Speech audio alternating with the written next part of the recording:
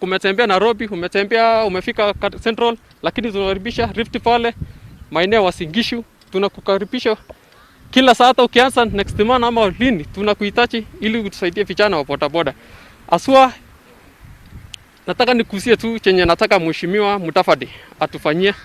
Mheshimiwa Mudavadi, vijana wako na shida kwa hii nchi yetu ya Kenya. Wakati tulichagua hii serikali ya Jubilee, tulikuwa tunafikiria ni serikali yenye inakuja kutusaidia vijana. Lakini hatukuona matunda yenye iliweza saidia vijana.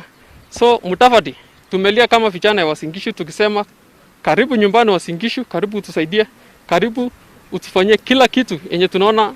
Sisi kama youth ya Uasin Gishu, Kalenjin youth, tunaunga mkono Musalia Mudavadi kwa sababu tunaona ako na maendeleo mzuri.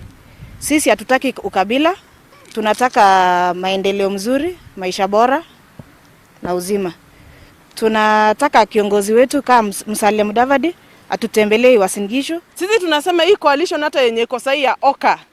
Coalition ya Oka, we are pleading with the coalition partners yenye tumeanza sahi. If we can give Musalia Mudavadi the chance to be the flag bearer, because we know he's an economist. Tunajua sahi serikali palimefika. Serikali yenye imetumaliza sahi ni ya Uhuru Ruto. Hatuwezi blame mtu mmoja. Na tunasema sahi, it's time for change. Tumetoka out of our tribal lineages. Unaona sahi hata kama if we are in Uasin Gishu and Kalenjin youths, they are calling for Musalia. It means that Kenyans, they are finally out of their tribal lineages.